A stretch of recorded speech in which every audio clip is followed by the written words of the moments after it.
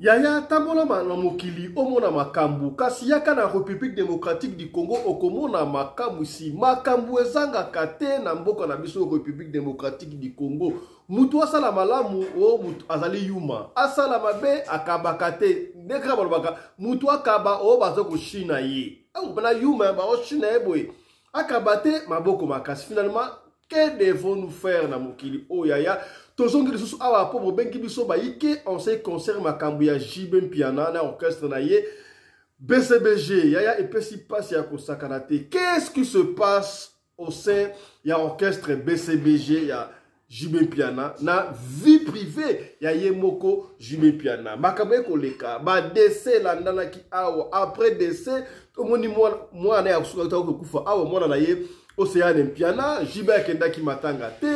Avant Koutou, matanga ya mwana na ye, ba concert a été annoncé na Europe, Jiba kenda ba concert wana te, liwa mwana na ye, ba tubazela ki Jibe na bona na poto, a Jiba kenda kite, qu'est-ce qui s'est passé? A kenda kite pour anim, et misa ki ba polémique, mwana na ye, finalement, tu as la confirmation parce que matanga sana magi na Kinshasa, to monaki Jibe Mpiana. Après wana juste ba kundi mwana na ye moko, mwana na ye mususu asalaki anniversaire et pesa ki ba tumutu ko soir. Comment ça fait dire que na espace car so ya une semaine ndeko no ya kufi yoko tozo me la champagne, c'est comme si vous allez ki le côté et pesi mutu ko soir ya kusakala te. Après wana to mona ki yango tangu sege minyo ya kufa ki orchestre BCBG ezo ki moi congé muke avant ba songa ba activité mais tangu mwana ya jiba kufa ki to mona ki ata activé mo et s'arrêta quitter et pesa ki mutu ko soir. Par après, tu vois comment on a JB Mpiana, à qui bon pas basango, ba benisa qui est kasi. Est-ce que ko benisa o basango, ba benisa qui, ba so ba fisto, a benisa qui était balongola qui est botutu. Oh, ceux qui balongola qui est botutu. Est-ce que botutu ango elongwa qui to elongwa qui te JB Mpiana na producteur ba divé ba otayi ko tiabongo concert. O il fallait que ça la samedi passé. Awa est raté.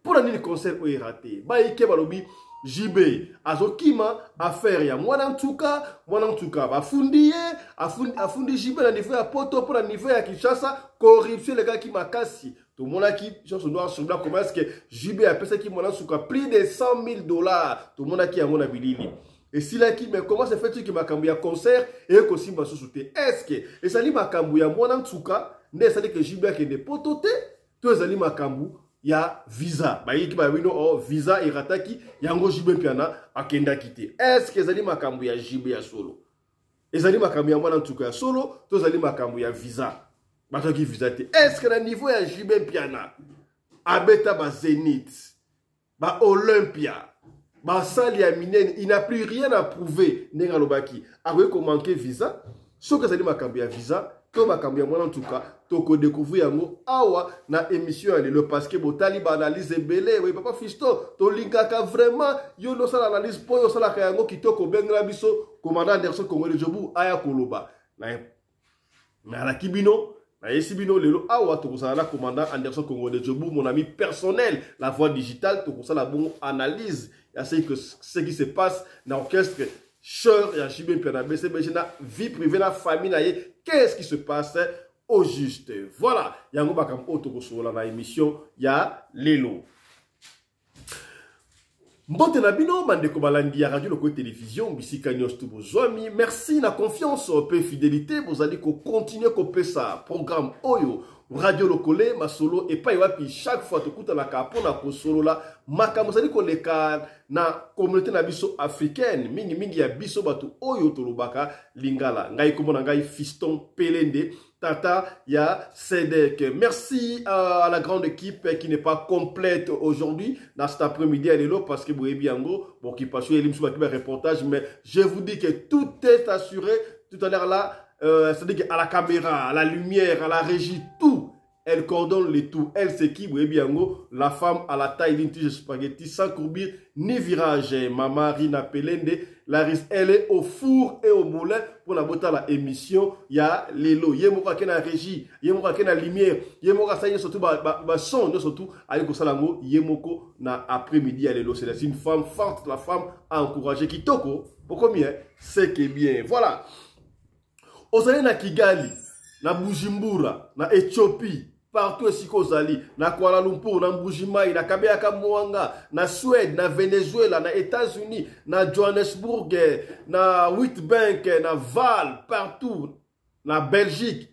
Yemsa bandeko papa fiston, deuxième session elelo esi et bandi. Yaya soki ba liboso otala biso to sengi na yo o s'abonner. Soki o s'abonner ko bosa na te ko fina cloche ya notification pour na orataka ba programme na biso ata soki mu kete partager mission auto baka mission oyo soki o partager yango soki sungi yote e koki ko sunga ndeko moko songolo esika moko pakala. On ne va jamais se fatiguer pour na ko rappeler kabino kambu ya fondation Radio Lokole soutenons ba veuve na ba orphelin yaki ko ba yango tongo midi pokwa to sala ka yango de na fondation Radio Lokole to sunga kamo muke tant soit pe pobiso to liaka na batu kasi au fur et à mesure ba demande ko comme belé to sengi yo oya ko participer ya to lobi boui.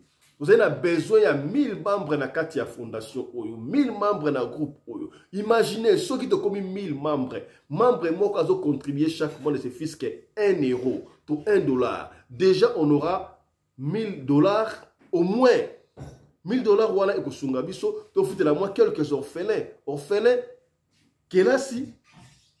Tu sommes les uniformes, tu sommes les nabakolata. Moi, lipa, alia, orphelin, à la paix moutou. Orphelin, on néglige les lots. Peut-être lobby, à kokoma, bongo, moutou. Ceux qui ont négligé orphelin, orphelin, et t'as l'égalité, mais lobby, ceux qui ont tiqué, à comme que c'est vagabond dans la rue, lobby, à kokoma, koulouna, et que c'est la danger public. Alors, pour la quoi éviter tout ça, yaka, au côté de la coupe, au contribuer. Veuve Oyo, à cela qu'on a vie normale, tant mobile, n'est-ce pas? Kasi ba fami ba boto la biloko, malgré la succession, comment qu'on n'a pas gouvernement, mais à la position, mbongo pesa ki 50 dollars na yo 20 dollars na yo 10 dollars na pesi mbote pe longonia na maman na biso fina pardon maman fina depuis les États-Unis d'Amérique. Merci maman pour le soutien oh zali ko sala na fondation Radio Lokole pour na ba veuve maman fina nzambe ya pambula yo azongi sa avantage ya. Il y a certaines personnes au bazar, on a monté ma malamu et qu'on contribue. Papa Fiston, on a fait ça autant pour la fondation Nzambia Pambolabino. La Keibongo et pas Coco Iko. Hein? Coco Ikoko. Merci beaucoup. Na France, on a pas doué. Ma papa à France, il y a tombo. Merci na soutien pour la fondation. Bango Babino, Tokotika va vérité. Tokotika va personne avec handicap. Tokotika va doigt à l'hôpital. Il y a beaucoup de gens dans l'hôpital. Donc, basala besa ba soin mais mbongo ezate on peut que aider na ndambo tona yaya kanisa veuve sikoyo kanisa orphelin kanisa muto ala bokono lobi soki likambosi yo oko rappeler nzambe to tikanga na situation oyo na pesaka 5 euros na ngai pona kosunga ba veuve ba orphelin nzamba akotala ba sava oyo asolo sunga batu nzamba kolongola situation wana est-ce que komi benga tuna lombango kutana ko fondation oyo pona ko soutenir ba veuve na ba orphelin. Voilà. Tolobaka chaque fois ceux qui solo e sungi otelelo tant que partager et que sungande komoko songolo et sikamoko pakala. Et puis yaya tant que beta kama solo oyo. Yo zwa ka yango lokola li solo na yo. Soko e komeli yo. Solution ni nokozwa. Tala tata tusangala pona ko beta masolo oyo. On me sano to beta ka masolo oyo pona ko nuire batute pona ko bebe sa ba réputation ya ba famille ya batute pona ko bebe sa ba réputation ya batute mais plutôt pona ko sunga kaka esika oyo ndeko akwei yo okoya te esika pe ndeko oya longi yo osala nini olonga toko sona makambu ya artiste musicien na biso alanga nzembo akena nsango Jibe Piana Jean Bedel Piana yaya lelo yo soki to valoriser ba artiste na bisote to valoriser ba oya bisote muta ko valoriser bango azali te loko ya lobaka pona Simon Kimbangu tala ba miracle oyo vuluzi Kimbangu asala soki azalaka mundele ndena esi ba ta journée mondiale pona vuluzi Kimbangu ala musa batu atambwa likolo ya mai asala 30 ans de prison babwa kai ba tena tono ba suda atambwa likolo ya mai. Yeso balobaka yango te po ali mutu mwindu. Eya ba exploit oyo ba Jibe Piana basala. Ba Roe Ranson basala. O ba Fali ba kusala lelo. Ba Kofi Olomide basala bazoko. Ya entre parenthèses. Na monde entier. Il faut reconnaître ma mérite à batu. Na monde entier. Musicien ni wa na âge à Kofi Olomide plus de 68 ans, 67 ans. Azoko sala succès ti lelo.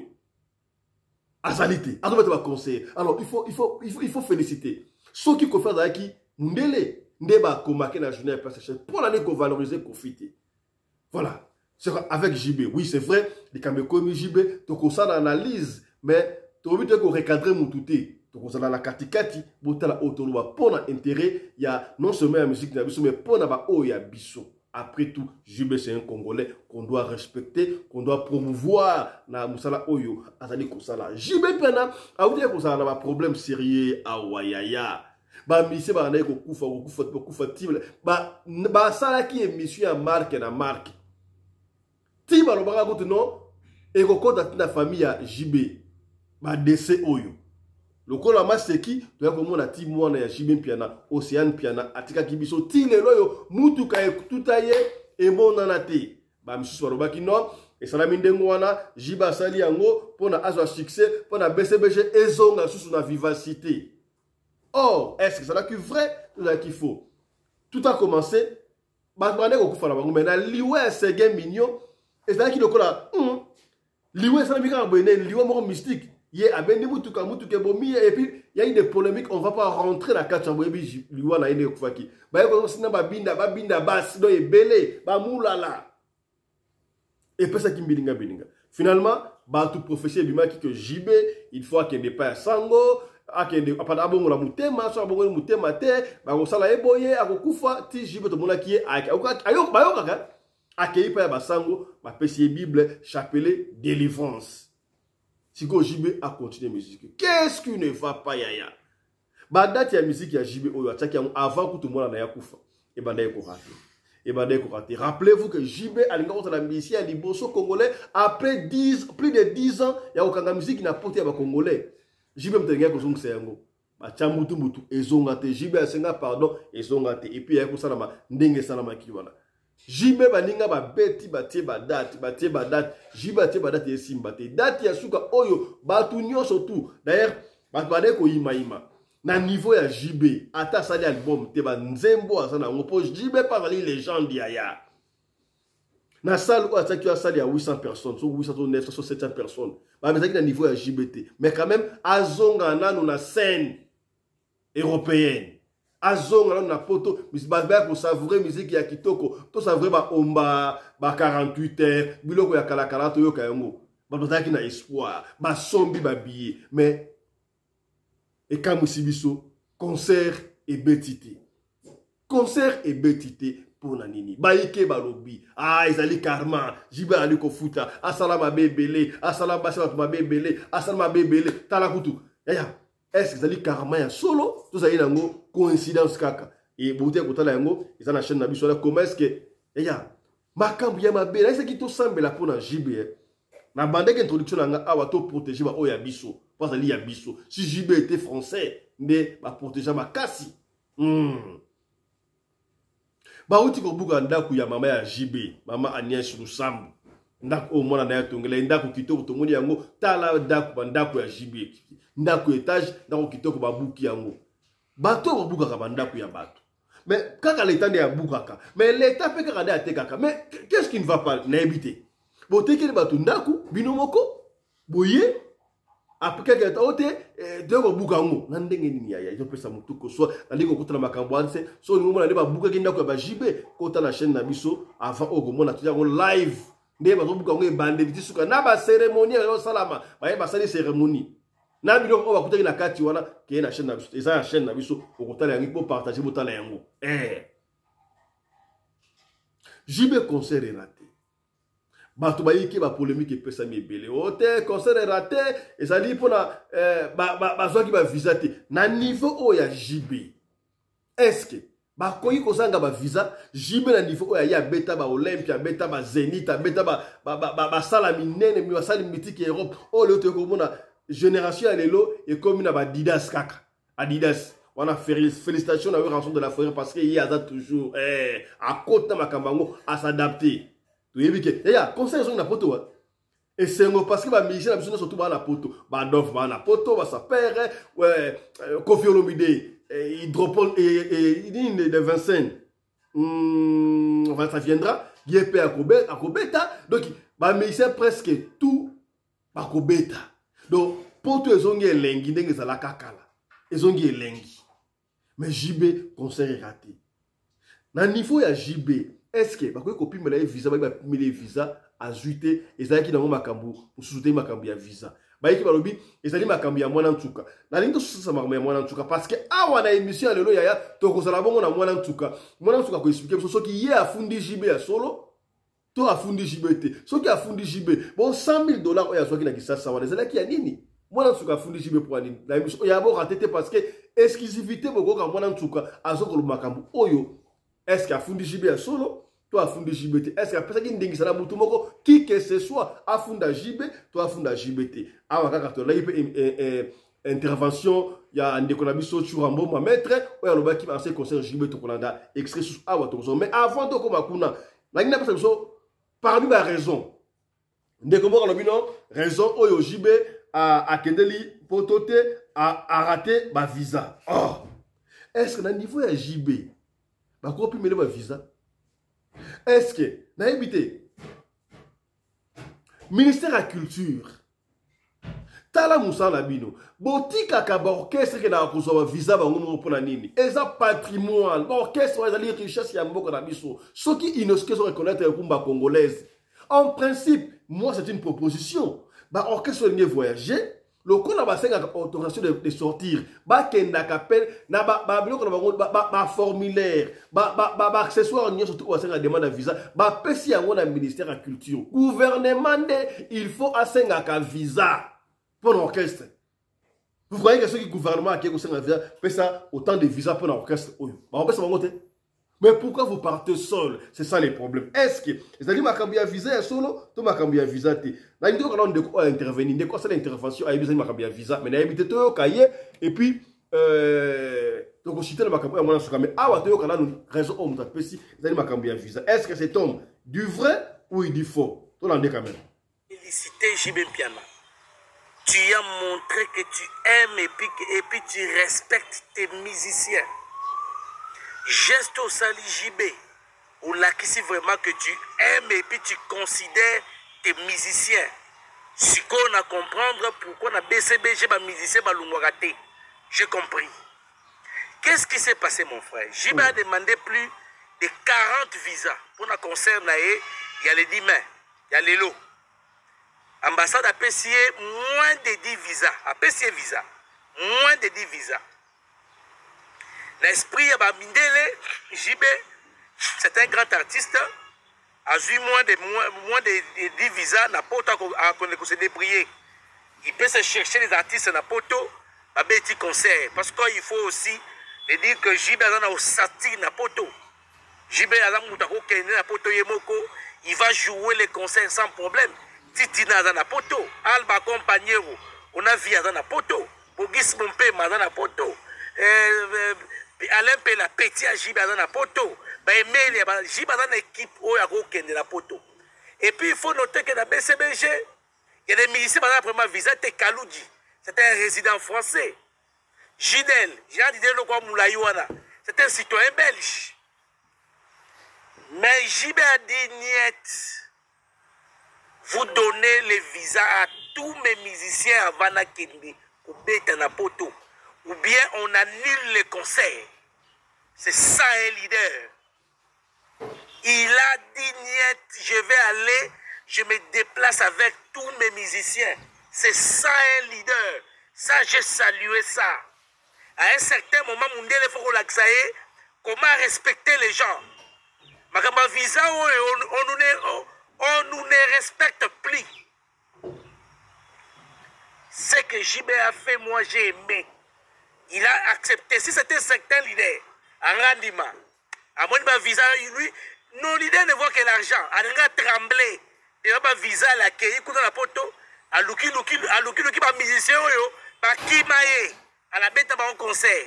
Il y a un bon moitié de la pause. Il y a Fabrica Salaki. Fabrica, je le comprends, c'est encore un jeune artiste. À s'imposer. Mais tu ne connais pas Jiba bêta na poto. Il s'en fout. J'ai aimé ce geste JB de considérer passer tes musiciens à l'avance. JB a préféré ces musiciens qui concernent la poto. Parce que pour jouer les concerts de Poto, JB pouvait jouer les concerts même avec 5 visas. Il pouvait le faire. Mais il a dit non, moi je respecte mes musiciens. Je pars avec mon orchestre. JB Tchakina ba danseur na liste naï. Ça j'ai aimé. Le ministère des Affaires étrangères doit bien suivre ces problèmes de visa.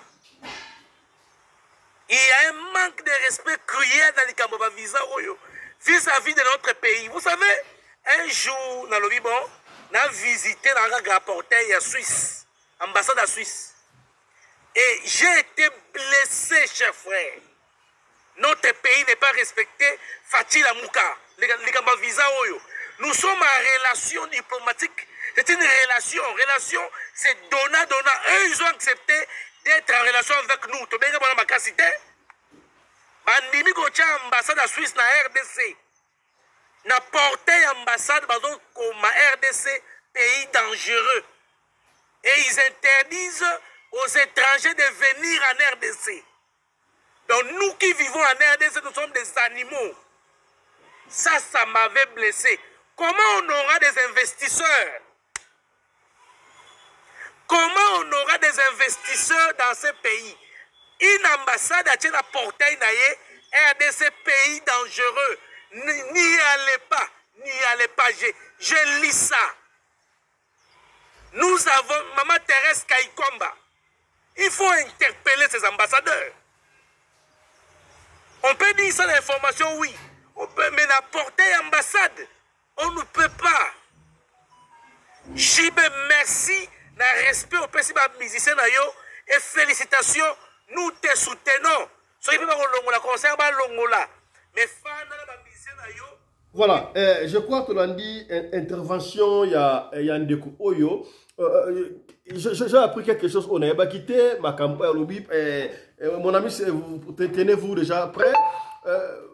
Oyo, si seulement si ma campagne, l'ambassade, il y a Suisse, ma commis, RDC, pays dangereux. Il faut faire très attention. Et là, quand on parle de relations diplomatiques, c'est-à-dire que donna, ceux qui sont ambassade du pays sont les alliés. Awa, faciliter à viser les alliés, il faut appeler ça comme sur visa. Alors, premièrement, n'engue à cause la visa. Procédure. BCBG, n'est-ce que vous concert na poto, balimba qui est représenter RDC. Il faudra amener un dossier surtout dans le ministère de la Culture. Ministère de la Culture, il faut un visa. Et pas il y a un pays moko songolo, il y a France, bakobo ya ngote, que individu moko kende bakozwango à la légère. Na niveau ya JB, akoy kozanga ba visa te. Nungu ezanga rapete na les coulisses avec kolobano, il y a musicien moko il paraît Yende Moutou à la base, il y a un peu de visa et consort. Je ne confirme pas d'habiter ce qui est l'indéngwana et Zali Malamouté. La guerre, il y a plus de musique. Musique, il y a une guerre n'indéngwana. Mais il y a un cafouillage pour la visa. Moi, je ne crois pas. Est-ce qu'un simple musicien peut peser dans le gouvernement au Songolo? Moi, je ne crois pas. Naïbité. Est-ce que ça m'a cambié visa? Bon. Le coup, on a des colobies. J'ai 40 visas. J'ai moins de 10 visas. Mais au Satur, il y a BCB na poto. Je pouvais aller pour mettre un concert. Accueillir pour Nanini. Au état pas liboso, na kopesa na maloba et pas il y a mon ami personnel commandant Congolo Anderson de Djobou. Tout ça la analyse jusque là. Il y a Makamuto à lobby, jiba accueillir pour ma visa. Moi na mboka commandant Congolo Anderson de Djobou, mon ami personnel mbote na yo. Le Sako moi, la Mboka Fisson Pelin de Tata et Sadek, le patron de la presse congolaise en Afrique du Sud. Et c'est moi qui parce que Maman Rina Pelende, Moutazali na bois, Maman Rina Pelende, Maman Oyo Akabaka, Koleka Maman Denis Nyakero, Pe Koleka Maman Olive Lembe. Mbote na yo, Maman Rina Pelende. Le sac qu'on a baïl Kolandabiso. Moi, la Mboka Fisson Pelin de Tata et Sadek. Il y a à boire et à manger dans ce dossier. Il y a voyage raté, concert annulé, il y a JB Mpiana. Donc, pendant un point de bosso, intervention en déco Oyo, à le but que problème il y a visa, après si la mission a JB visa, les alliés manquent de respect dans l'ambassade de France, dans la musicien en Boka Nabiso. d'un côté il peut aussi avoir raison. Si réellement makambo ya visa nde ezali base ya annulation ya concert ndeko akozala na raison parce que bapays mibale ntango bozali en collaboration ntina ya ambassade ya France na mboka na biso ezali nini s'il faut banda kosala discrimination na kopesa bamisien bavisa donc wana aza na raison ambassade akoki banda kosala biloko wana te mais il faut to comprendre eloko moko na makambo ya bavisa oyo na kosuna mpenga kindoki c'est trop grave motema mabe ekota wana bamiso bango baprivilégié baza kopese na barelation na bango na président français au lieu aprofite na barelation na ye moko mais ye aza kolinga koprofite mpe kotia baninga mosusu bakale na kotanga moto awa te moto nyonso ayebi ntango toza koloba wana oyo akomisa ambassade ya France lokola ndako na ye mais soki ezaki yango nde esaliki bazwa visa te jibe asali bien pasi akenda komona ye te jibe abanda miziki kala jibe akenda bapoto kala peti wana azalaka na eloko moko te donc jibe aza na ntango te akokende koseplie bapeti wana ayaka te mpo ye azwele bavisa mais ambassade ya France la même ordre d'idée, la même ordre d'idée, est-ce qu'un individu peut peser sur une nation? Un individu, un Congolais peut peser dans tout un pays comme la France, on peut ça, c'est ça normal, on peut prendre ça en considération? Oui, en réalité, là, le pays, monsieur, ça l'a raté. Mais Bisso, rappelle-toi que ambassade ezali état mususu na kata état na biso. L'ambassadeur français ou azali pa na biso azali nommé par le président français. Donc mutu nyonso atsala kaka mutu na ye o baza na ye na connivence. Président azali na liloba sur l'ambassadeur o so ayebisi ke non apesi ba injonction ambassadeur a Hollande yango. Donc le président abebisi musala na compte à respecter la relation na président wa Tchaki a nommé ambassadeur ya mboka wana. Mais en réalité la pays monsieur Sabiro la sala maraté. Mais pas la biso sala maraté parce que tout le monde a une preuve. Comment on a mutu mukolo lokola waze quoi agena ko se plier pas mona muke pas sur le visa donc c'est que les amants solo. Akoma opesa ba visa na ndenga lingi ba pesa ki dia ya ko semi balé waze ko ba pesa ki 4 na musa ka se plier kuna. Redi a misi pas que na ko se plier ba pesa ki so mi balé so mi satu donc babilo voilà ça se fait chez nous. Ezaka pa na biso première photo mona yango entre ta biso toyeba ba guerre ezalaka ba jibe na ba wira ko fina papa wemba ba makambo diabo ko betaka baninga ba diabo pona ba visa ezalaka te te ko mona nga siko donc soki réellement que ambassade primera ki BCBG ba visa eza mabe. Mais est-ce que vous ne trouvez pas que façon ya kosenga ba visa ya ba orchestre ngo ba remplir raté? Je disais ici au début que lelo UNESCO reconnaître rumba congolaise comme un patrimoine. Il y a na mukili mobimba. J'étais en train de proposer ici, est-ce que moins à la raté ceux qui va remplir ba dossier nyon surtout ba tika mon ministère de la culture. Ministère de la culture dans état congolais et senga ba visa pona ba to ba représenter Congo na RDC parce que ba ça le ba diplomate pe na ba bango ba visa te. Est-ce que procédure ou sur le bandit chance à votre visa et on ça 70% n'est-ce pas bien et ça c'est important. Très important parce que tout le monde a dit que na biso héritier watana ba sala ki yango alanda procédure wana pe so ba visa ebele. Ezala que non ba misusu ba tikala na ba modèle na bango akala o ba yo senga ba visa ba répondre bango ba kanisi rosimba. Mais petit na biso héritier watana ba sala ki yango a constitution dossier akena ko tira na ministère de la culture de côté la raie dossier na pe azora ba visa ebele ye mo héritier do ba yango donc ezali processus moko ya malamu oyo ba wayo kolanda po ba zora ba visa po na ko boya ba biloko boyo o moni ke non ezali déception makasi na ba fanatique ya JB oyo bachaki munoko mais JB a été ezali déception ce qui réellement wana ezali cause pour na ba visa.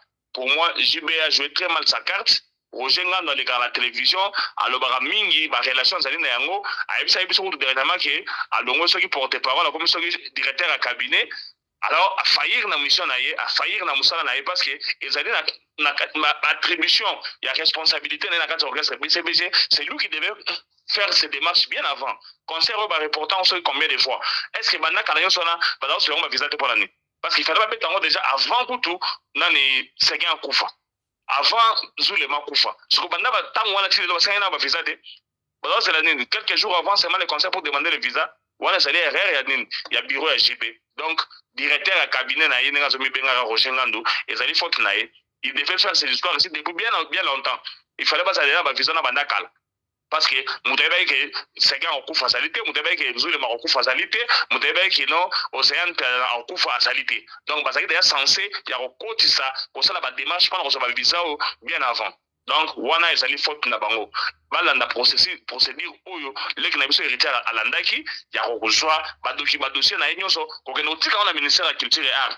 Culture et art a ke ne kosenga yango kuna siko total ndenge nini ambassadeur na obo opesa ma visa. Il devait faire ça. Voilà. Merci beaucoup. Balobaka mwana muke abeta kambunda bakolo pabinaka. Voilà. Et moi, je ne savais même pas qu'héritier a sali procédure. Voilà mon ami qui vient nous éclaircir qu'héritier sali procédure. Moi, je l'ai dit au début ici. Ceux qui passent l'un exemple héritier, non?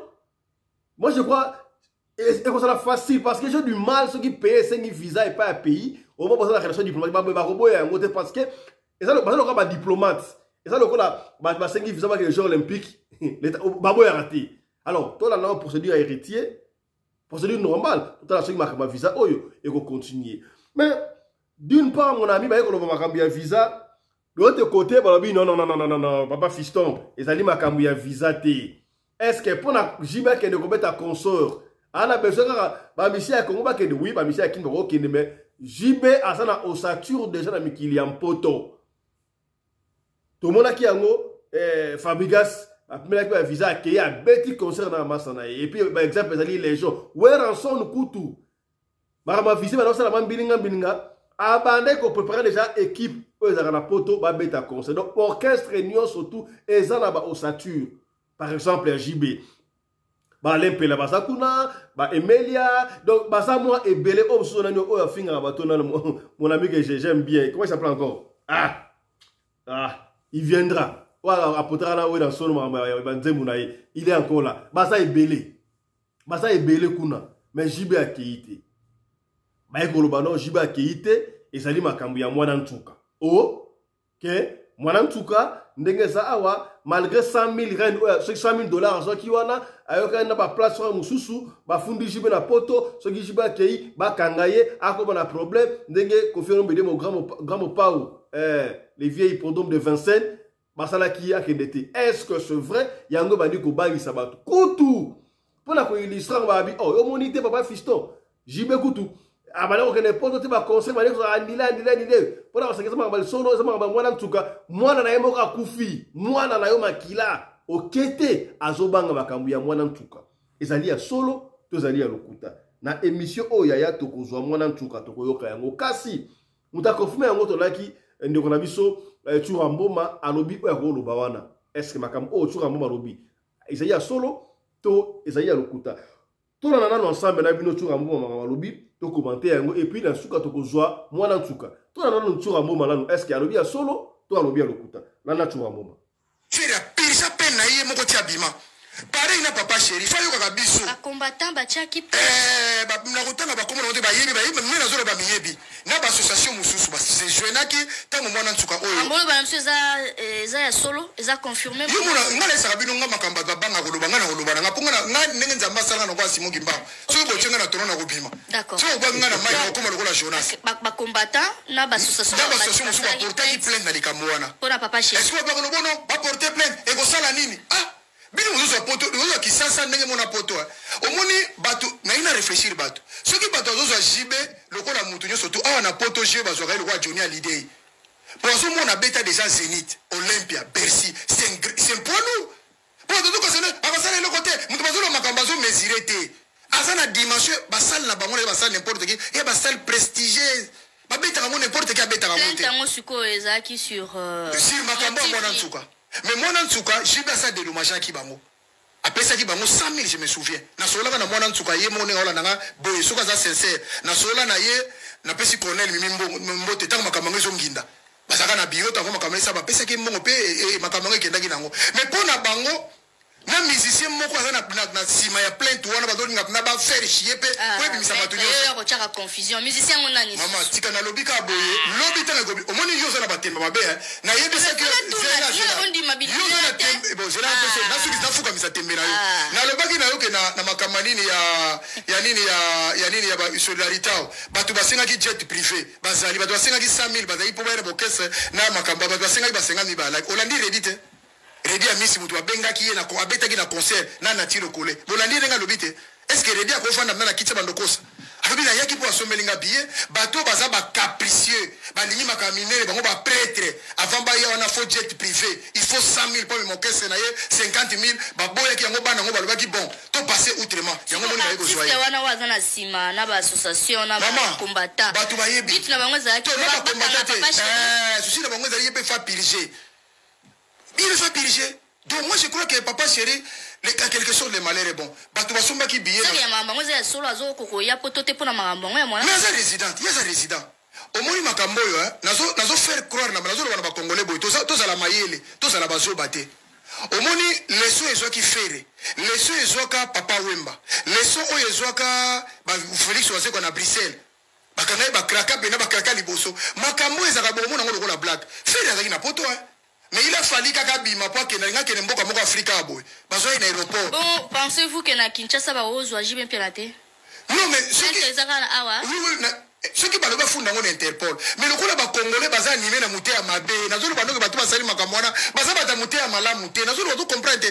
muto azolo ba yibi makamu c'est ba ba plainte ngo mais ça va total nan mais ce qui ba na ko sepela ponanga jibe fala yana comme ça makamu so to komona ngo bieso yaye ayana oye moko ko concert le gibo ayana na ta ko beta tour za mupepe comme ça va to ko détecter ba minu wana parce que le ba mamingi mambo c'est parce que na matanga yete ye ko voilà et puis même ceux qui ba misele nsusu bazo ki visa te fallait quand même aya équipe mususu roya en avance équipe mususu eza awa akwa ko s'organiser quand même pour concert wana ezala mais c'est qu'il y a quelque chose na se wana oyo azui d'Afrique nango j'ai bien les envois ya l'imbattable chura mboma oyebi ke voix le baka vérité ata babundisi yango lelo lobby yango mtetri fakaka parce que biso to vivaka na vérité pour te confronter réalité moi je crois que c'est le moment papa chéri aya ye moko aya ko tala na so ba mino ane ko sauter ou pas parce que ça biloko basi ba implanter alors il faut bête à tout moment alors aya na no ye moko tout à l'heure makamningi au salam to comprendre parce que makamusu pe moi omoni eza lokola maladi bakima ngote le fa ya ye moko abanga na yete loko moko zala na note et puis makamon funa caméra boy comme mo bulu pour ça na batu na ba Simon Santé na ke baliki bela papa chéri na otala sko souve ba ke lo kangera prison ndé ba ka ifere mais bobo miet akokola na ba place biki wana makamane bele ale nyoso na pona concert a mayele Dieu parle tantôt d'une manière tantôt d'une autre ngana zolo ba la voix de la vérité bato ba ko koloba ngote mokole beta kande mokoba ya koloba to lobaki makaba ba juicer rao baza ba juicer te botika bango mais lelo Nicolas Kazara koloba oui toza bena ba juicer ya solo to lobaki likambo bato asenga ba 100 000 awari je mutabeta ki mokolo wana a confirmer attention bande kona po bacha plainte c'est que baza nkola ba solo la pena mwana si na bano mususu baza na ba image oyo mwana ntsuka za ko bin na on nga ko dévoiler makamusi pona na télévision il y a des images mwana na za ko bin na lelo ka muke wana et ça passe et soit biloko moka bongo siko ba mélanger yango na mwana na kisasa na mama ndenga za ko bazo négliger ngai asala ki ba intéressement lobi ke aboti saki ngana acheter la kene ko bota na Afrique d'ici tout on n'est pas bato ka sa viol fait ça viol sur mineur les zaka le ko ba bota saki za oh non aya ko bota tanga za mais bato et ko moni Kongola za na poto mutu les za malamu te o uto bota na age moko boy mais babandaki makambo na age wana te mbala mususu ndenge bato zo fundela ngo alors pour bailler tout ou vrai ou faux qui dit bien qui dit faux tout le monde va tenir sur ba missionner ba leki na ba justice ça c'est pas normal alors quatrième pré on est à point liko so na beti ba mbodi awa émission ndako milinge ko ba to ko vérité te o mona ba komi lo ba ça sopeka toyeba na ko ya mama ngaro to zalit na ko ya potana ko beta ko ya bato ba somba ki ba billet ba longo ba Suisse ba Londres ba Allemagne na encourager bino vraiment boye que mon papa chéri mais il n'est pas prêt remboursement au salma déjà ba billet ba so sambongo wana salle pe le ko ba saisi déjà ba journal ngo trop boye pour tout le ba ça le ba pesa te tout le raison ba pesa o ba su ba visa tete o les raison te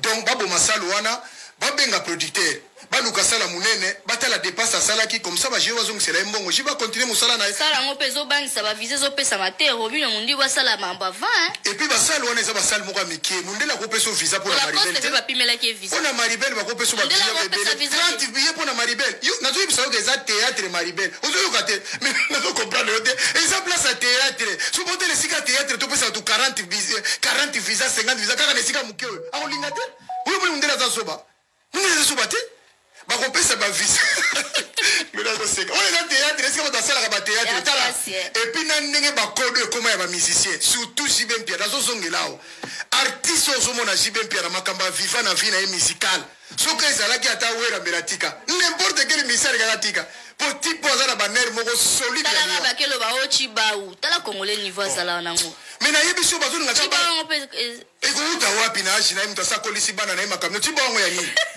tiba wango tibindi banoko na yango batutu bamaseba babiai baza pe bayola mandenge wana non bazokosana bango eza kaka mpona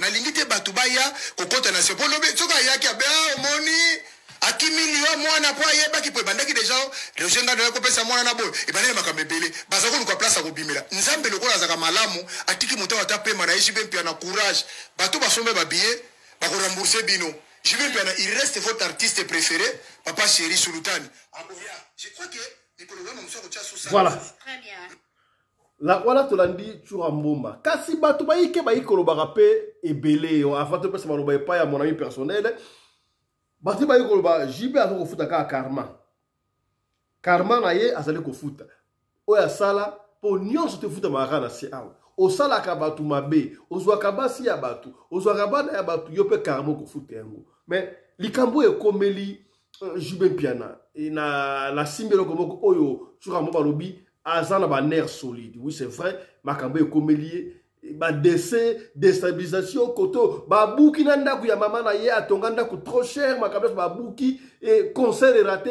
finalement qu'est-ce qui ne va pas na vie à JB mais ba professeur bimaki jiba ke ko sambela snote mabe ko ya liwa e ko zo même yemo physiquement et pesi mutu ko soa akene pasango ba délivrer mais silika kate ba concert e bandi ko raté et to pesa mutu ko soa mais ba ki ba kufi pour la orchestre mata et matite et comme ba concert ko raté finalement on ne sait pas qu'est-ce qui se passe ezaki makambo ya visa to démontrer makambo ya visa awa je profite je répète encore ceux qui me bossent sur visa bon l'exarango à partir du ministère de la culture boko zanga ba visa te est-ce que boyoki to so lipembe je crois prochainement ba ko sala ndingo wana mais visa ya ki pena importante ezaki pena blocage monete parce que au sature ya BCBG na poto ezalaki na moins de 10 visa zaki wana na oya poto balinga beta concert mais ezali sika makambo ya mwana ntuka yokane Tchura Mbalo a confirmango ezalaki makambo ya mwana ntuka est-ce que ezalaki makambo ya mwana ntuka ya solo to ndenge ni jiba ali ko banga ndi so makambo ya mwana ntuka nani ne a comploter parce que basi ba pesa ki déjà 100,000 et pas mwana ntuka makambo esila ki asoki para mwana très bien et ce que botina moi si ezaka nécessaire mate que o balaye na ebité na pesi maloba encore pour la deuxième fois mon ami personnel commandant Congolais Anderson Djobu avant to yamba mwana ntuka ye moko avant to yoka mwana ntuka ye moko commandant Anderson likambo oyo ba mise deuxième version likaba visa isilité balobi ezali likambo ya mwana ntuka est-ce que Olandi Tchura Mboma analyse na yo ezali nini mon ami personnel commandant Congolais Anderson Djobu? Voilà, merci beaucoup honorable président. Tchura Mboma a lobby makamuna lobby wana d'un côté tout le temps baza kolanda Tchura Mboma toujours il faut baye baraki Tchura Mboma akoma na temps ya bato oyo verambo ya isola vide aussi bazaki nango ya sonu songene makambo waze quoi alors yetango oya na TV ya kopeta ba flèche contre verambo toujours na ndenge ya d'une façon indirecte likambo ya mwana ntuka est-ce que bako kofundela yango JB na poto oui ou non awa eyosenga penda baloya bato ya mibeko ba juge to ba avocat nde bako ko préciser dossier oyo babiso nyonso na ba Tchura Mboma makambo toza koloba na biso mais il est vrai que ezali na ba organisme neto ba biso que non protection de la femme et des enfants bakoki kosesaisir na dossier moko boye bake kopresente yango mpe kofongolela yango kese kofongola yango kese na lingana na ye mpe ndenge kofongola dossier donc kofunda ya koporte mutu plainte na absence ya mutu wana parce que organisation na bango ezali kopesa bango badroit wana vu qu'il y a des personnes les femmes ou les enfants qui peuvent être victimes ya violence sexuelle ya harcèlement mais baza na pouvoir ya koloba te baorganisme wana to baorganisation wana bapesaka bango badroit ya koporte mpe plainte na kombo ya mutu mais est-ce que bango wana baporte plainte un grand point d'interrogation. Je peux encore me rappeler qu'en Afrique du Sud, quand on a la série à combat, au Gomona, Batou, Bazar ont porté plainte contre les musiciens, Moro Bosso, Alingo Robeta concert, pour concert, on est annulé. Je peux encore me rappeler que dernière fois, tant où il fallait Robeta concert en Afrique du Sud, il fallait Beta, na Djobour, puis na Cape Town. Ils allaient là-bas, na Maï, na Bissau Moussous, na Cape Town, où il va commencer à saisir gouvernement sud-africain, Kolobakeno, où Raya Robetate, ma pési, ma raison est belée. Il y a des amis qui m'ont fait saisir, où on a une salle de démarche, à prendre blanchir, où Rasson a Robeta concert. Dans la qui c'est que non, dans un gouvernement, où ils allaient à Kabila dégager, tout comme un gouvernement Moussoussou, où Rasson n'y est pour rien. Il fallait dans ça l'intervention, il y a un pasteur de la place, il y a un pasteur Moko, à celle un document, na saisissant communauté moko congolaise, il y a place awa, basala ba document, na zo ba document na faxela yango master wana constitué dossier à côté ça, où rason na zalaki autorisé, ya robeta concert à beta na Djobour, awa na Djobour à beta, à kena pe robeta na Cape Town. Donc ces gens-là peuvent marcher dans la même lignée. Il y a refunda jibem piana place oyo, mwana nsuka à saisir bango te, à pesi bango autorisation te, bakoyi ko sala yango. Vu que ceux qui basali organisme to organisation moko Oyo et protégera la femme et l'enfant. Mais, Toroko Kansaki, Jibe n'est pas artiste à Mounen. Est-ce que Zanga avocat na poto? Nandimite Kazanga avocat na poto. Ce Kazana avocat na poto, avocat na ye, Azali na droit à Okende, na court sur dans le tribunal, Koluka, parce que apporter Jibe plainte en France, parce que Interpol est saisi pour la Makamba, Yajibe. Vous comprenez? Parce que nous avons saisir l'Interpol. Interpol est au Canada, oui, ceux qui vont porter plainte et qui plaignant ou bien Azana Libanda. Mais Bango Wana, plainte n'a Bango peut-être aux à limiter. Il y a que non, ce sont les avocats qui maîtrisent bien ces dossiers ici, à niveau de Zalina Yangoa. Mais, il y a beaucoup de choses à mon massou Hollandi, la Malobana est là pour se contredire. D'un côté, à l'objet que non, JBAT, soit yé au Kangaye, à Okota Bolo, à Zakobona, JB, na Tola, moi, Bolo Muke wana na seli la muke azo pekisa jibe ya mais kaka ye moko susu azo pekisa jibe que donc yaka au dominer ba mina on se sali et péter kaka comme ça donc azo pekisa jibe ya donc so aya so ba kangaye parce que ko ya na ye ce qui réellement qui va porter plainte conséquence aux années on va l'arrêter vous comprendre donc na ba dire na ye moko il se contredit sans le savoir jibe mpiana na zo mo appelle on dirait qu'est-ce oyo ya kobanga dossier ya kobanga eza na kati wana d'après ngai parce que likambo ba visa eza penda nazomona openda coste neti ndeko wana baki liboso ya non jibe azana ba mission belé na poto akoko kende ye moko ba beti concert oui azana ba mission na poto mais ba relation na ye na ba musicien na est-ce que zali malamu to bien moté ezaneti a vient rambo qui a préparé concert ya hippodrome de Versailles na poto azana ba mission belé na poto wana mais ba misu so tali bazo kendete mboshi li passe azaro yate sam chin tukutu diable azaro yate donc ne mo na JB ezala ba musicien muso azala bona poto wana est-ce que ba relation na yena ba musicien za malamu na limite ke za malamu na juga exemple muke ya Chakulenda Alain Pela na JB pour un les gratter au mona ba bita concert de ça de martyrs ba bita garani Chakulenda 12 a wenge donc JB a ba musicien parenthèse avant continuer Chakulenda ba wela ni na JB. Sorry. Avant de continuer, Mouké, Chakulenda Bawela ni Najibe, chef du gouvernement. Bawela ni.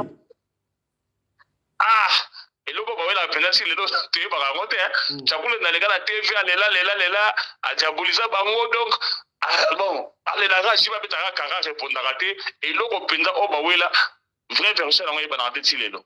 Si le vrai version na ngeba na tete ba karta ndenge ba karta yana tu ba raté pas ngeba karta. Tu éviter. Mais au moins, est-ce que bon, raison pe ya visa bandimi en makasité bon raison pe ya mwana ntuka parce que ko mwana ntuka siko yemo ka expliquer est-ce que si seulement si ne ba portage be plainte ndengo wana et que mwana ntuka yemo ils ont la volonté na été aboya bi na lingi ba porter plainte à sa papa mwana est-ce que plainte wana vous en la valeur mais pourquoi est-ce que JB a résident en France n'est-ce pas mwana na ya kufi. Pourquoi Akena qui France Akena la moi n'a préféré la Kisasa? Est-ce que montrer que quelque chose ne va pas là-bas? Voilà, merci beaucoup honorable président.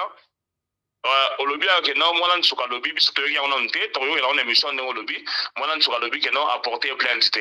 Donc ceux qui bango organisation na et porter JB plainte et que JB a ke poto ba okangaye nan.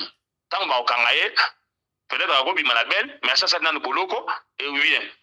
Bah on va que non, le contrat c'était moi pas libéré et qu'on sait à moi dans à témoigner.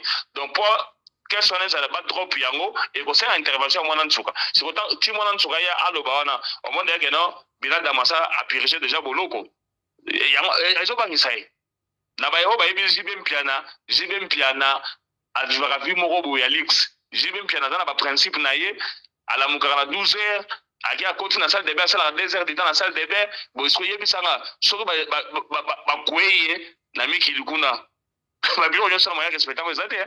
Il y a un moment où ils vont s'acheter. Voilà, il y a beaucoup continuer et mon ami personnel, tu vois nous mwana ntuka. Bon ba ya boko taboya ko yo ka mwana ntuka. Boya partager, to partager ko? To partager, mais ça qui to ko bongo son rabo. Bon partager to ka ce que mwana ntuka yemoko. Oui, Zoloba, en ce qui concerne ma cam, combo na ye qui a apporté JB plainte na poto. Tu vois quand on m'a souka moto zoma. Suivez. Libota na Nzambe. Ba maman na ngai, ba papa na ngai. Ba eleki na ngai ya basi lokola ya mibali, ba yaya na ngai ya basi lokola ya mibali. Na pesi bino nyonso tu. Ba bonjour Nabino, ba bonsoir Nabino, ça dépend ya eroyo bokoyoka audio na ngai. Apesi bino nyonso, ba mbote ebele na kombo na nkolo Yesu Kristo Masia. Bandeko na ngai, nasali audio yo po na sentiment te. Ce n'est pas pour rien. O nasali audio yo. Il y a un souci. Oza ko déranger ngai. Et souci yango ezali nini? Souci yango ezali batindeli ngai deux liens ba deux émissions o esalami na kombo na ngai. Mais c'est dommage parce que motuto amonaki ndenge makambo elekaki na réseaux sociaux awa. Ezalaki makambo ezalaki to traitaki yango en public. Mais le réseau kamusa ngai ti lelo batu bazo continuer kosala kaba émission na kombo na ngai du genre que ngai na bengaki batu na poto bakende kofunda papa chéri ngai na bengaki batu na poto bakende kokotisa plainte contre président JB Piana. Tandis que ngai na tikali ko benga na mutu moko te na tikali pe ko solola na mutu te et puis na tikali jamais ko sela mutu moko lettre. Il y a procuration spéciale pour que va qu'il recote sa plainte na kombo langai. Et je ne pense même pas que ezalaka. Mais batu bazo continuer ko bimisanga mona mabe na yebite, c'est ezala mutu moko za derrière be mission na badami. Po par rapport na ngabu na zo mona so loko yo to ko benda na ngote po tout esi là. Et loko moko na mataka na live moko boy na salaka na audiona et solution yango déjà aussi te trouver ki yango donc eloko na ko kyo bandela lisusu pona kende ko tungisa président JB Piana na zo mona yango te s'il vous plaît na bondel bino na kombo ya Nzambe bolungu la kombo na ngana ba miniature botika ko tiaka président JB Piana na makambo na soki boza makambo ko bamba ngai te pardon ngana lingaka ba problème te naza fi ya ba kambona te makambona c'est le cas botika ngana Kenya na sina tourna page ya vie na ngai naza converti naza mwana na Nzambe na koma ko sela Nzambe na tika vie na ngai pa Nzambe akamba nga lolenge ya lingi afaçonne nga na baforme oyo alingi oyo akosepela kotai ngai naza lisusu moto makambo wana te kutu nakoma regrete makambo wana. Pourquoi? Parce que président Jules mpe naza papa ya mwana ngai, donc il fallait pas tokoma baniveau wana eloko wana to esali bongo. Pourquoi? Parce que omoni mai etambolaka soko okateli yango nzela te, etambolaka nyoka mais soki bokateli mai nzela etambola so nyoka te kenda tout droit. Nakambamaki na bato ya mabe yango na profite na occasion oyo kosenga bolimbisi ya liboso epa ya nzambe na ngai, parce que makambo mosusu Bible permettre biso toloba yango te. Donc nasengi bolimbisi epa ya mokili na ngai, nzambe alola alimbisa ngai.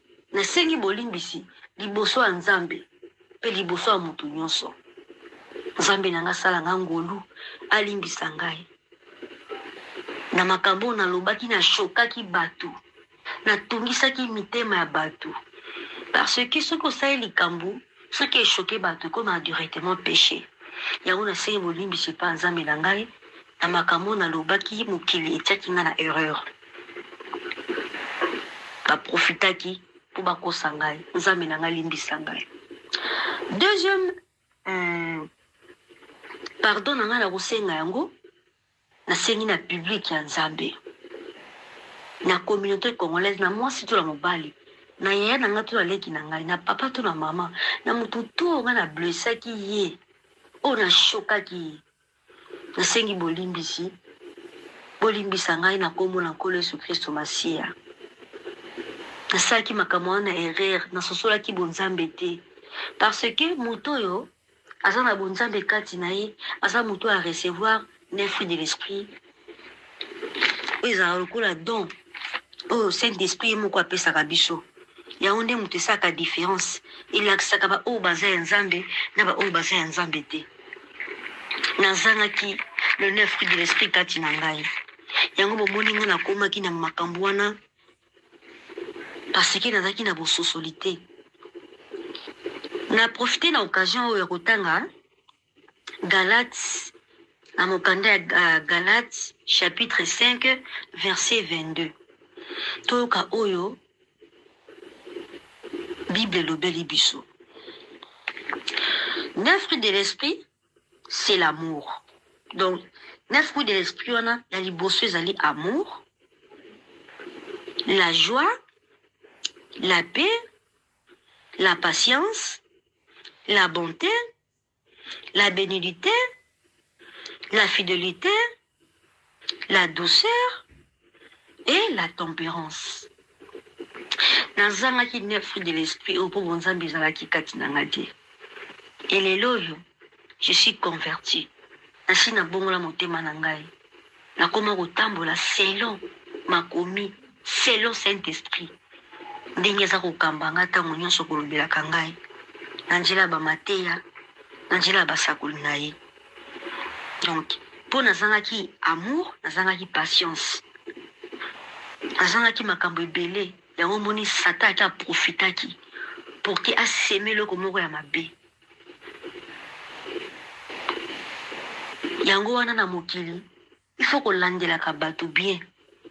Okoki omona moto mosusu église ntongo pokwa, mais okoyeba eke aza ya nzambe te kaka na bizaleli na ye. Soki omoni motu ase permettre afinga mwana ya bato na balive sans même pitié, sans souci, pour comprendre que motu wana aza non converti. Aza non converti ayebi nzambe te, parce que soki ayebaki nzambe andaka recevoir le 9 fruits de l'esprit, andaka recevoir don wana, andaka na amour. Soki azalaki na amour na nga andaka yoka mawa, andaka finga nga te, andaka ya kosabola nga ndenge asabolaki nga wana te, parce que azangi amour, parce que azangi kimia kati na ye. Yango moni bayebaka bango kaka na façon d'agir, donc détecter que oyo aza non converti, aza kaka mutu azoya kopesa loyenge apamba na nzela nzambe. po o azana bonzabe kati na ye azana bolingo oza pasi po finga mona batu ayina mona batu pour rien et kozala pasi yango wana pona koshite tozwi mukanda ya Philippiens chapitre 4 verset 8 totanga na Philippiens toka eloko nini oyo nzambe o balobi pona biso ba Kristu tosala na mokili pona ba femme vertueuse ndenge molimo mosantu epe mama na makomi ya nzambe pona kolakisa biso lolenge nini ya kozala na se na moi oyo. Philippiens 4 chapitre 1 verset 8 boyoka ngai. Au reste frères, tout ce qui est vrai, tout ce qui est honorable, tout ce qui est juste, tout ce qui est pur, tout ce qui est aimable, tout ce qui mérite l'approbation, ce qui est vertueux et digne des louanges, soit l'objet de vos pensées. Donc, les loyaux, ngai Brineti, nazali sous na makambo ya konyokolaka batu te ya kosalaka mabe te étape wana si na sauté yango parce que nazolanda maloba ya nzambe makomi na ndenge esengi na biso ba femme vertueuse totambola vertueux tozala bien po tokomba femme vertueuse esengi na biso kobika malamu. Donc ba acte na Brinette na kosalaka mokilo nyonso fo ezalaka aimable liboso ya nzambe pe liboso ya mokili. Donc je dois aimer la justice et il faut na pratiquer pe yango parce qu'il va recommander la biso ba femme vertueuse makambo na nga nyonso fait mériter l'approbation parce que o tout eza ya malamu nde esengameli na bana ya nzambe bazala malamu esengami ndenge wana. Donc makambo tout na bano saka na se na moi oyo il faut ezala honorable parce que je suis une femme vertueuse. Donc pona lelo nazaki na mingi ya koloba te na suki awa natalisi kaka mwa makomi moke po comprendre oyo nga navandisa na kati ya motema mpe ya motu na nga ya kobatela makomi oyo na mokanda Philippiens 4:8 ndenge moyimo mosantu asengi na nga femme vertueuse kobika na se na moi oyo na na temps kofunda prison JBT naza na temps kosala susu babétise wana te nasalaka yango kala par ignorance et nasi nasengi nzambe na nga bolimbisi nasengaki mpe président JBP na ye moko bolimbisi en privé na ye mpe soki kosenga yango lelo en public na nzela audio oyo moto pamba papa Yoji limbisa ngai na oyo elekanaki wana na sosoli bonzambe na simbi bible na loboko na batoli makomi na ye na kati ya motema na ngai. Donc je n'ai plus le temps wana namonaki batie photo na ngai na internet. Donc bref nasuki ka lelo ndenge wana je n'ai plus le temps ya kolandela bamakambo wana oyo esi eleki eza makambo eza na ntina moko te ya motuya tobanga kaka nzambe tosimbaka makomi na ye ti sikoyo kimia na nkolo Yesu Kristu Masiya ekota na kati na bandako na bino. Voilà. Voilà. Ça c'était Brinette dit Mwalansuka. Nazangi Malouba, après la polémique sur Salamaki, ceux qui n'ont emprunté Malouba, oh, il y a mon ami personnel, commandant congolais de Djoboura Lobi, organisation Belé Zalaka, Oyo, et Zandengwana, ata na consentement ya victime te, koki ko funda, mais simba onanu, ceux qui victime ayo témoigner, et pas relâcher. Toi qui Brinette Mwalansuka, alobi, asalaka makamboa na erreur. Asenga bolimbi c'est pas nzambi asengi bolimbi c'est pas public na badaye ko cela toyo karabino sika asengi bolimbi c'est pas JB na suka alobi asenga ka bolimbi déjà en privé et pas papa chéri papa ya moi na suka awa asengi yango en public. Donc makambo ba lo bano ba fundiye o ndenge o seki Brinette mwana suka na katie seulement si ba fundi ya lobi ibne makambo wana te. Alors na auto yoki notre commandant Anderson, Congolais de Djobo, mon ami personnel. Est-ce que c'est vrai que JB a un problème? To asoko banga na ye kaka. Tout ça, on a le est-ce que JB, il faut un poto, un ko samu pepe, tout à ce qui m'a kambango ezali, to a continuer ko battre makaka boui. Lecture na makamba Brinet, c'est mon Ansouka, et puis mot de la fin, on va conclure par ici. Voilà, merci beaucoup honorable président. JB Mpiana, il faut aya ko samu pepe. Donc, vous avez un boulot qui est bien salité. JB Mpiana,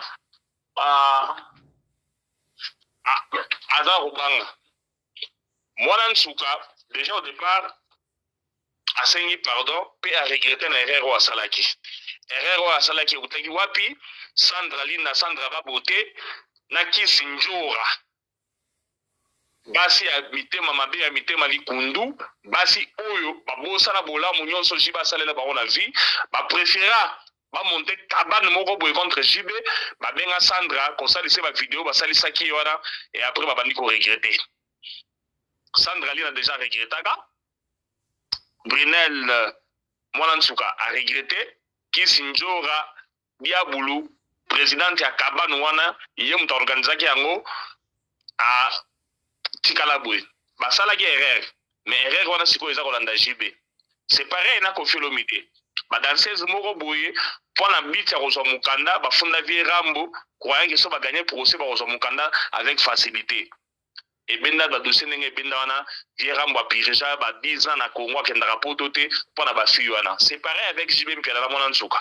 Mwana Nsouka lelo zo regretter erreur asalaki mais JB a continué à monda kobanga akobanga okende mikili.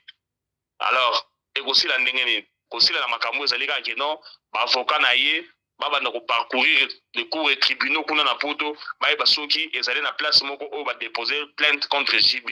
Mais ya kolbaka ke non, JB Mpiana azwa risque bo ya okendemi kili, nazo mona te esika nini oyo JB arozala na motema makasi ya ko signer eloko wana.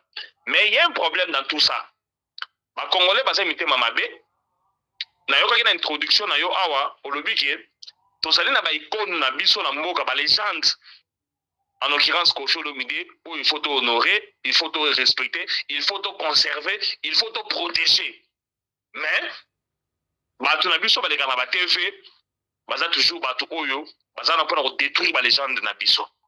Na landaki mwana mwasi oyo ya biso leki na biso manike ko leka na mission moko lo bakena Verambo hippodrome de Versailles ezali festival ezali concert na été.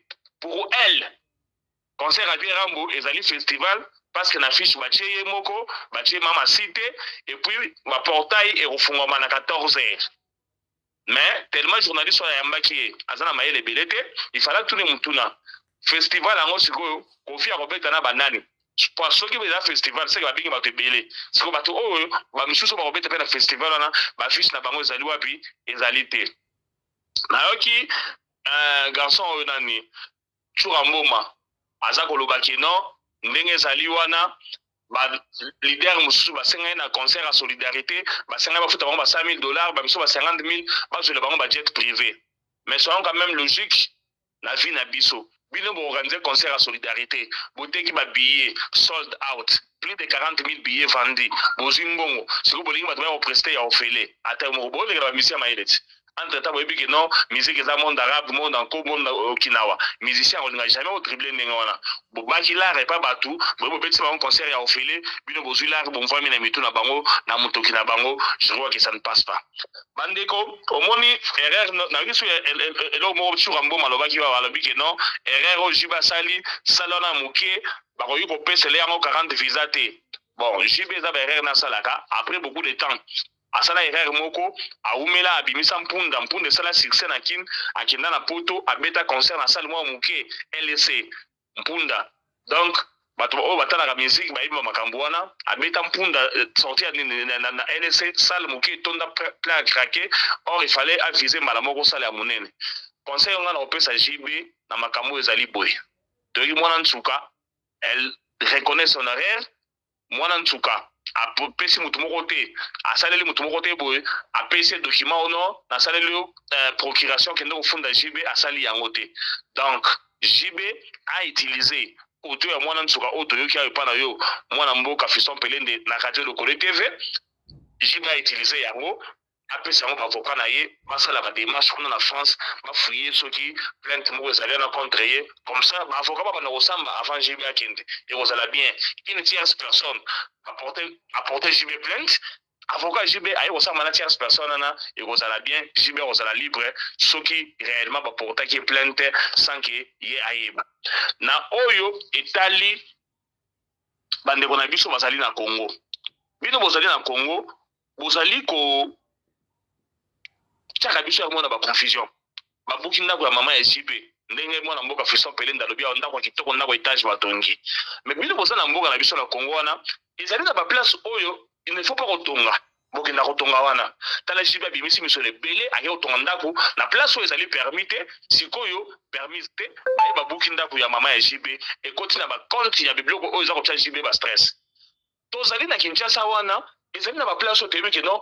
place oyo ezali balabala moyen to tonga ezali te tokenda kotonga kaka ezali na esika moko boye mwana mboka Fiston Pelende komi rappeler tango tozalaki na Congo wana pembeni ya RTNC ezali na terrain moko wana ezaka terrain facile mais à la grâce au bateau pouvoir au moment où directeur à cabinet au Tonganda quoi bateau bani au Tonga bateki après un certain temps sur le pouvoir baï babouki yango mais vous continuez à venir acheter là-bas pourquoi parce que officiellement tout le monde connaît que non c'est la parcelle concession ya Ifasik me connaît aux mongo et on Tonga place eux mais ça n'a pas place sur na balabala mais au terrain na balabala ba mapa on a balabala bosombi ce que j'ai pas organisé mbongo pour entraînement maintenant quoi bijou aya tourner on a place moko boy lobby ba ko buka yango. Si vous allez encore vous rappeler très bien, moi, je suis Fiston Pelende. La première rue, la limité la première rue. Et ça, la place où on a passé haute tension, il est kawana. Ma petit ça va tout autant à place wana. Mais comment on a battu, à un certain moment, madame Garçon n'est venu. Oh, bata cadastre, va l'obito tonga. Botongi, tant au cadastre, directeur dans le roya, babouki. Botir au sala biloko oyo, comme ça va mbongo na bino pamba. Tala siko jiba ça na problème ebele awa. Oh moi na mboka Fiston Pelende non, baloba Carmen Holandaye. Mais bon, tombe c'est sous na kuna place oyo il ne fallait pas. Donc yo sona ba risque ba stress, na monde ba stress oyo bila da maza ko passer. Botika biloko oyo ezali malamu te. Na kozonga susu na maloba moko na wakeli na vidéo tsheli biso mwana mboka na landi mwana na biso journaliste ya Micho Rambo moloba keno ezali pouvoir na bango ya baluba. Bato basa ko répéter yango. Mais tant ojiba zi problème ya visa pour nani baluba ba intervenir te. Boza ko sala discrimination moko boye tribal na place oyo senga yango te. JB ne vit pas seulement pour les baluba. JB peut être concert na est-ce qu'à pour la baluba non. Ba Congo ba kota na concert JBT ba kota ka bangala ba kota ka ba yaka ba kota ka ba swahili ba kota ka tozala ini et ozala malamu mingi. Mais pour citer na oyebi sa susu batu boye. JB mpiana makambo ya za ko vivre lelo na yebite si réellement ezali kaka makambo petit na biso ken mpiana lobai ke non botu te rola tailler bo makambo ko sala boye. Il y a aussi un pasteur. Me connaissez les Kembele avant ma mission je vais pas m'en kufa oyo. Et là la pasteur moi ça les gars la télévision bien on a prophète na si même bien na sambela so ayo sambela na ayete na sambela la été liwe Holandaye liwe Kozwaye.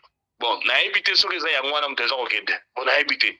Et on comme peut trop ba on taper tout en makamba Tanzania wana malgré que ma prophétie na bango na est za ko simbate moka bimaki a bio ba ko sogoma pendant quelques minutes seulement laps de temps après on libérer l'homme ko ça libérer ti les autres zo kende boy awa 5 mois ya ngoto ko na 6e mois professionnel ko kisamate to ebité est-ce que za yango ou bien za yango te j'ai même piano to lo banani tala liboso zonga si tala soki tala si mazonga mutu beto lo baneni naza ko yebate parce que ba fan bazana posa ko mona ye koto yo binada maza ko banga boloko koto yo ba avocat ya malamu o ba osa le suivi ya dossier yo bazalité Roger Ngandu ko lega la TV comme commissaire qui vanta rebelle directeur à cabinet à auto qui ne poto il fallait engager ba avocat sérieux il y a des avocats tous les avocats reconnus par la loi dans un pays ont le pouvoir de vérifier na ba tribunal na ba cours de tribunal nyonso s'il y a un dossier contre client naie mais bazo sala yango te boza ko commencer ba tout na niveau que non jour à concert ba to ça somi ba billet ba somi na bilamba sika ba somi na malasi ya kotia ko pomper les jours à concert ebetamité donc bureau est faillir na musala na yango jibe pas ça ko banga net ngai boy awa nakota na boloko te na sana tango ta website jibe signé yo makende te pardon bila da mavanda bila da madama rabio bila la mesa to mona kama sala biso vidéo siko na boloko kuna bana oleo bitete na lipa mona mboka fiso pilende vraiment ba balandi biso na radio lokole olimbisa ngai na ko yebisa jibe te ke no signé yo ma kinde kuna bakanga te na ko kaya ngote merci beaucoup. Merci beaucoup. Jiba mbesela ko laksa biso lo kazo olia elobu. Siko kuna ko laksa biso dini. Ma wa trop de alors je vais te dire quelque chose oyo mon ami personne lobby. Si Jiba sa nyimbongo te c'est ça qui tue aussi l'artiste na biso hein.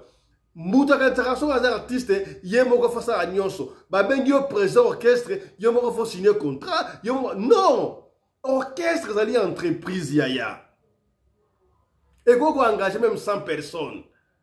Bah, juriste bazali, bah, tout bazali, bah, ta marketing bazali, niveau tout bazali. Alors, bah, juriste et orchestre. S'il faudra qu'on foute un ticket, bah, qu'il n'y a pas de qu'il faut vérifier plainte, commandant Anderson à lobby, il faut le faire. Et tous les orchestres font ça, bah, juriste, donc, bah, ça la comme il se doit. Comme il se doit. Mutuna mutu asala inaï. C'est pas seulement pour les orchestres, même pour notre équipe. Je vais vous donner un exemple. Il y a orchestre, il y a non seulement pour orchestre sud-africain, mais il y a équipe. Papa Fisto, on peut savoir exemple Afrique du Sud, oui, parce qu'Afrique du Sud, ils en Afrique. Il y a équipe locale la Casa Shift. Casa Shift Orlando pardon, topé Sundowns. Il y a Ezaba entreprise. Et ça, nous sommes dans le musala à combat à bureau à ça na paret. À ça na bureau réception et ça penaba entreprise. Alors machine à production en haut et ça li ba joueur na battre va produire. C'est comme même chose dans ba équipe. Ma machine à production ça ba mystère bozo yemba ba concert mbongo zo kota bozo créer ma kamone surtout. Pourquoi ne pas avoir usine industrie pour que ça va mettre ba papier ya BCBG. Mais ça fait partie orchestre BCBG. Bah, bus, moi, ça, la transport, ça fait partie orchestre maison mère. Imprimerie, moi, et ça, la t-shirt, mais il y a maison mère. Et ça, bah, entreprise. Donc, tu regardes le niveau, on a été. Est-ce que vous comprenez? Comme on appelle ça, hein? Donc, si on coupe le niveau, on a tout le monde a oyo et aussi là le plus vite que possible. Et monsieur, vous allez qui baïké, on a besoin qui belé, n'ayez qui belé, bien papa, fils, vous catatez, vous continuez, bon, mon barito, comme le temps, c'est le temps, on doit s'arrêter ici. Mais on vous promet de revenir encore demain matin dans ma campo, il y a hippodrome de Vincennes. Tout ça, l'analyse hippodrome de Vincennes, tout le monde a un peu confié au bidon mon pied, tout le monde a un maman si. Est-ce que maman si abandé kolata bilamba ya maman Lia? Est-ce que babou qui blamba maman Lia libanda confiner à kedaki na tombe ya papa na ye? Ça fait couler beaucoup d'encre. Bis notre belle qui a monté. Tu vas dire qu'on s'en a enquête investigation jusqu'au élément to ko ya makambe maman Lia bilamba na ye, makambe ko fa na tombeau ya papa na ye, il programme de Vincennes les ali festival. Est-ce que Mathieu Kofi na fiche pour la nini? Est-ce que Kofi ali ndumba? Nyon so to ko et je vous promets, tu en a des sons de cloche. Tu ko za maman Yolande Balengo à télévision. Ya benga ka maman Singa Musala et na commandant Anderson, le défendeur privilégié. Alors, portez-vous bien. Santé de fer à tous. Hein. Chap chap. Et tchara.